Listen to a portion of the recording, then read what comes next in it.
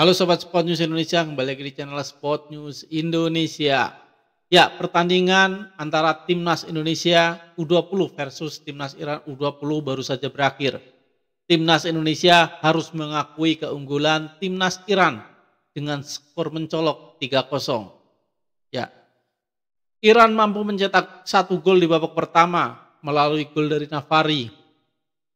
Dan di babak kedua, Timnas Iran mampu mencetak 2 gol masing-masing dari Golisadeh dan Dehgan. Ya, yang menarik semua gol dari Timnas Iran diciptakan lewat crossing. Ya. 2 dari sepak pojok atau bola mati, yang 1 lewat open play. Semuanya dari crossing dan melibatkan dari Golisadeh. Ya, Golisadeh menjadi man of the match di pertandingan kali ini menurut saya karena dia mampu mencetak 1 gol dan mencetak 2 assist. Ya, semua gol melibatkan dari Golisadeh. Ya. Dan catatan untuk Timnas Indonesia. Timnas Indonesia sangat kurang dalam bertahan. Pressingnya tidak ada. Sama sekali tidak ada pressing yang mengganggu dari pemain Timnas Iran. Terutama saat menghadapi bola crossing. Mau itu bola mati ataupun itu open play. Timnas Indonesia tidak dapat mengantisipasi, tidak ada pressing. Ya, mereka hanya melihat bola, tidak melihat pemain dari Iran. Itu catatan yang harus dibenahi nanti saat melawan Uzbekistan. Ya, kita tahu ya, sebelumnya Timnas Indonesia begitu ngotot saat dilatih oleh pelatih Sintayong. Sangat ngotot saat menghadapi bola-bola mati crossing. Ya, bahkan tak jarang ya, seperti Justin Hubner mendapatkan kartu kuning. Karena kengototannya itu, mereka tidak akan membiarkan pemain lawan untuk bebas berdiri atau bebas meloncat. Ya. Mereka tidak membiarkan itu. Bahkan ya sebelum bola ditendang, mereka sudah adu body. Nah, ini nggak ada sama sekali. Dan saya catat semua crossing atau tendangan sudut selalu kena kepala dari pemain Iran.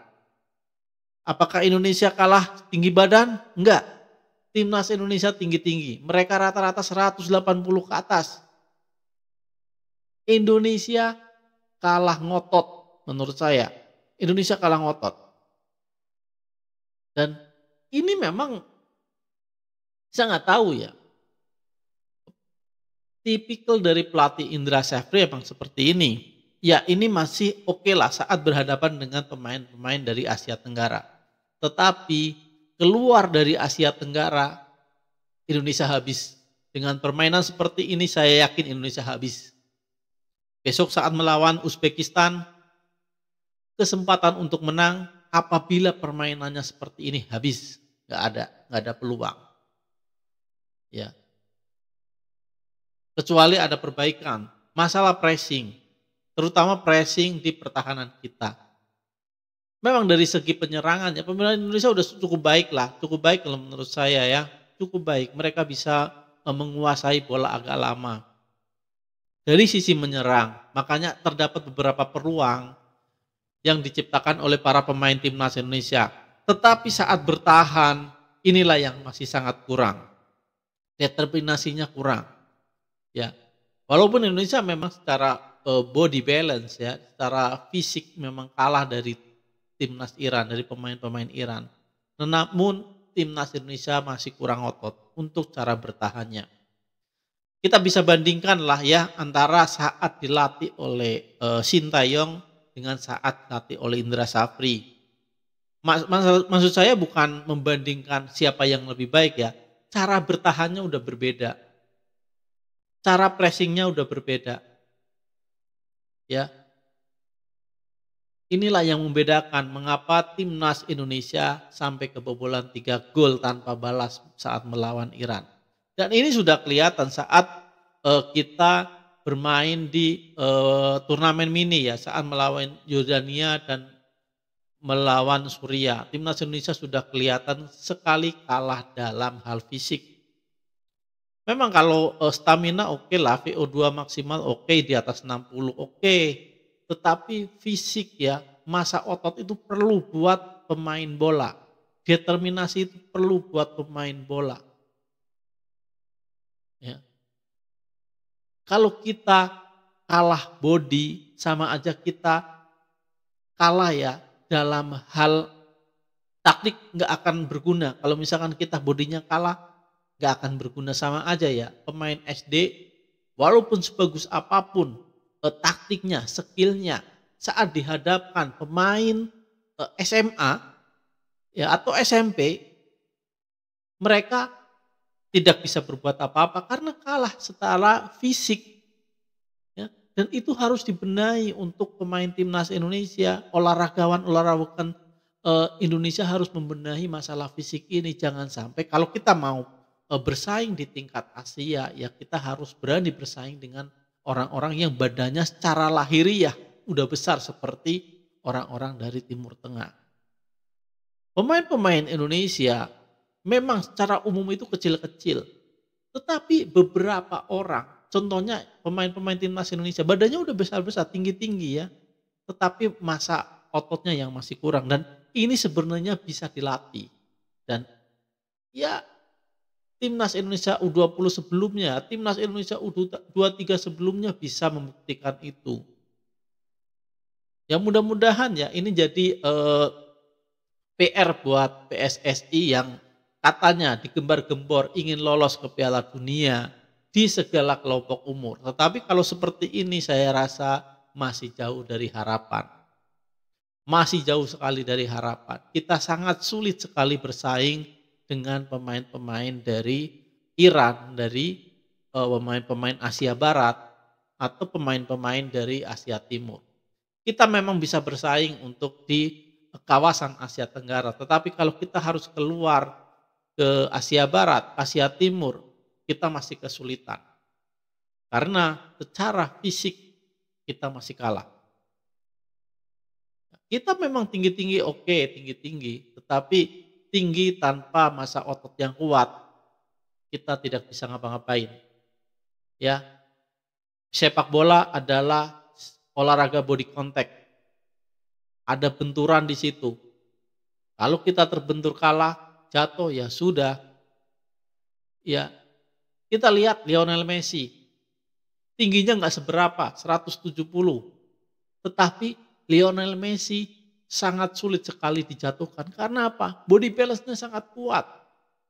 Ya. Pemain-pemain Argentina nggak tinggi-tinggi, tetapi badannya gempal-gempal. Pemain-pemain Spanyol nggak tinggi-tinggi, tetapi badannya kuat-kuat. Mereka sulit sekali dijatuhkan.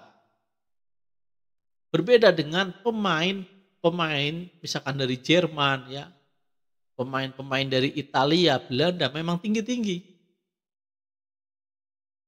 Wajar mereka sulit sekali dijatuhkan, tapi Spanyol, ya Argentina enggak. Dan Indonesia sebenarnya bisa. Tergantung teknologinya sebenarnya. Lihat Jepang, pemain-pemainnya ya pahanya itu besar-besar, betisnya besar ya. Orang pemain-pemain sepak bola dari Jepang, dilihat saja. Indonesia belum bisa menyamai Jepang dalam hal fisik, stamina belum bisa. Dan tapi itu bukannya tidak akan bisa, itu bisa dilatih, dan makanya PSSI harusnya memang fokus seperti itu. Dulu Sintayong sudah seperti itu ya, difokuskan masalah stamina. Fisik timnas Indonesia saat itu memang masih lemah ya. Bahkan dibandingkan pemain timnas Indonesia U20 sama dengan fisiknya dengan pemain Korea Selatan U17. Dan ini jomplang sekali. Ya mudah-mudahan nanti timnas Indonesia ya kedepannya ya kalau misalkan mau berprestasi di luar kawasan Asia Tenggara harus membenahi masalah fisik. Ya, kalau perlu pelatih-pelatih tim kelompok umurnya dari Korea Selatan atau dari Jepang, itu mereka sangat konsen sekali dengan masalah stamina dan fisik. Ya berbeda dari pelatih-pelatih dari Amerika Latin dan pelatih dari Eropa. Mereka tahunya sudah pemain jadi, mereka kalau pelatihnya itu masalah strategi dan teknik. Berbeda dari pelatih-pelatih dari Korea Selatan, mereka konsen sekali masalah fisik. Dan itu harusnya diterapkan untuk timnas Indonesia di kelompok usia U17, U20, U23 dari sana. Ya, bukan berarti saya nggak percaya dengan pelatih lokal ya. Memang kualitasnya memang jauh berbeda. Bukan masalah strategi, strategi bagus. Indra Safri itu bagus, strateginya bagus. Tetapi cara bertahannya yang kurang menurut saya. Cara bertahannya tidak ada eh, pressing yang ketat ya. Cara bertahannya lemah sekali. Mudah sekali ditembus oleh penyerang lawan. Ini yang tidak terlihat saat Indonesia dilatih oleh pelatih Sintayong. Ya ini tidak terlihat. Ya karena Sintayong datang ke sini memang untuk Piala Dunia U20 saat berlangsung di Indonesia walaupun gagal ya. Melatih timnas Indonesia U23, melatih timnas Indonesia senior. Memang pada saat timnas Indonesia eh, di Piala AFF Indonesia tidak bisa berbuat banyak ya karena Indonesia menurunkan pemain U20 berhadapan dengan pemain-pemain senior ya. Ya tidak bisa dibandingkan seperti itu. Kecuali timnas Indonesia menurunkan skuad senior tidak bisa berbuat banyak di Piala AFF itu baru jadi tanda tanya. Ini yang diturunkan U20 kebanyakan dan kalah ya dari Vietnam. Ya ini wajar lah. Tapi mereka itu fisiknya ya saat dilatih Sintayong, produk yang menurut saya berhasil dari Sintayong adalah sosok Pratama Arhan dan Asnawi Mangkualam. Itu adalah dua produk di masa kepelatihan Sintayong, menggambarkan bagaimana fisik menjadi perhatian utama. Kita lihat Pratama Arhan fisiknya seperti apa, pemain 22 tahun ya yang dulu diambil Sintayong, dilatih Sintayong dari umur 19 tahun, udah dipromosikan ke senior. Pratama Arhan sekarang menjadi pemain yang sangat berpengaruh di Liga Thailand, di Bangkok United. Bahkan kemarin saat berhadapan dengan Sydney FC di AFC Champions League 2, Pratama Arhan memberikan aksis yang sangat spektakuler ya dan menghindarkan dari kekalahan, menghindarkan Bangkok United dari kekalahan di kandang Sydney FC. Itu produk yang sangat berhasil dari eranya Sintayong untuk pemain-pemain dari Liga 1. Asnawi Mangkualam dan Pratama Arhan, dua wingback kita yang memang sangat menonjol dalam hal stamina. Ya. Walaupun kalau yang lain kan memang produk dari Belanda ya. Seperti Justin Hubner, misalkan Elkan Bagot dari Inggris, ya Tom Haye, Jay Ijes, mereka semua produk luar negeri. Bukanlah hasil kerja keras dari Sintayong dalam melatih bermain sepak bola atau melatih fisik ya. Tetapi kalau misalkan Asnawi dan Pratama Arhan, mereka sangat pesat sekali pertumbuhannya ya, terutama dalam hal fisik setelah dilatih di tim nasional bersama Sintayong. Bahkan mereka ya bermain di Jepang dan Korea Selatan atas rekomendasi Sintayong. Ya mudah-mudahan bisa dilihat ya.